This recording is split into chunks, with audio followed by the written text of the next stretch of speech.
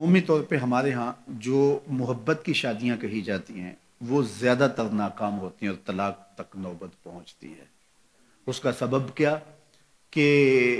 کچی عمر کے بچے اپنے جذبات سے فیصلہ کرتے ہیں اور ان کی نظر کے اندر صرف ایک دو چیز دیکھنے کی ہوتی ہے جس سے وہ فیصلہ کرتے ہیں، لیکن کہنہ مشق اور گرم سرد چشیدہ والدین اس بات کو جانتے ہیں کہ ہماری اولاد کی ترجیحات کیا ہیں اور جو ہے وہ ازدواجی زندگی کیسے خوبصورت گزرتی ہے۔ اس لیے وہ جو فیصلے کرتے ہیں وہ فیصلے جو ہے وہ بہت اچھے ہوتے ہیں۔ کبھی ایسا ہوتا ہے کہ اولادوں کو اللہ تعالیٰ فہم، فراست اور عقل و خرد کی فراوانیاں نصیب کر دیتا ہے اور والدین واقعتاً فہم اور سمجھ میں اس مقام پہ نہیں ہوتے، تو سعادت مند اولادیں اس وقت بھی اپنے والدین کو شامل کرتی ہیں اور ان کے فیصلے اچھے بھی ہوتے ہیں۔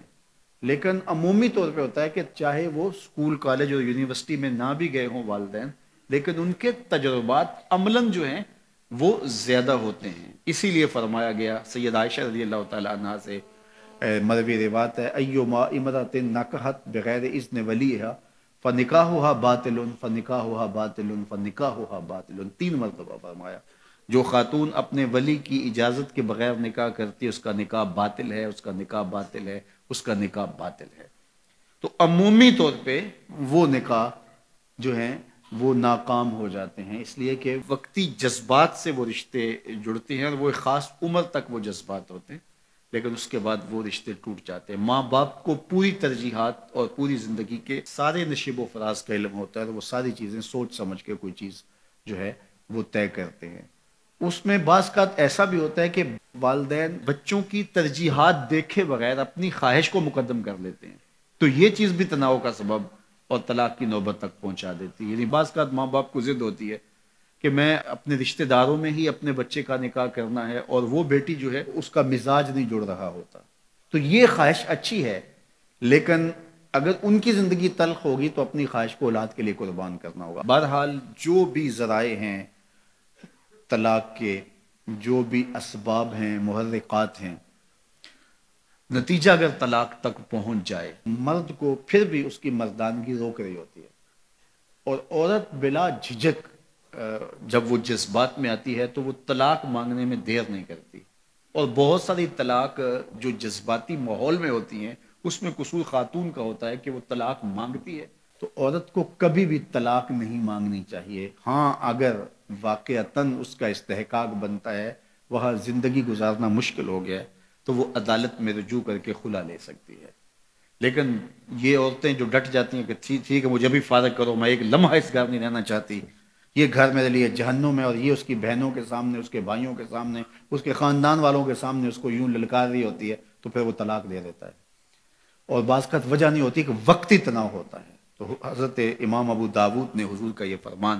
لکھا ہے کہ آقا کریم نے فرمایا کہ جو خاتون بغیر عذر کے اپنے شوہر سے طلاق مانگتی ہے وہ جنت کی خوشبو بھی نہیں پائے گی، اور جنت کی خوشبو 500 سال کی مسافت سے آنا شروع ہو جائے گی۔ تو جو بغیر عذر کے اپنے شوہر سے طلاق مانگتی ہے، تو یہ بات ذہن میں رکھیے گا کہ عورت نہیں چاہتی کہ یہ اس کے وقتی جذبات ہوتے ہیں، وہ یہی چاہتی ہے کہ میں سرخ جوڑے میں اس گھر میں آئی ہوں تو سفید کفن میں واپس لوٹوں اس گھر میں۔ اور عورت کی آرزو ہوتی ہے کہ میرا شوہر جو ہے وہ مجھ کو جو ہے وہ خود اپنے ہاتھوں سے جو ہے وہ لاحد میں اتارے۔ میرے حضور صلی اللہ علیہ وسلم نے عورت کے اس جذبات کا لحاظ کرتے ہوئے ایک دن سیدہ عائشہ سے کہا کہ عائشہ اگر تو انتقال کر جائے میں تجھے خود کفن دوں، خود لاحد میں اتاروں۔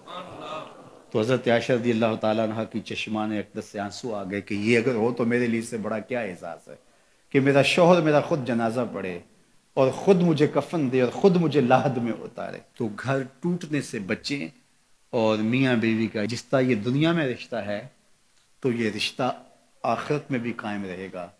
اور جب خاتون جنت میں جائے گی تو یہ جو ہے وہ ان حوروں کی جو مرد کو جنت میں عطا کی جائیں گی، یہ ان کی سردار ہوگی،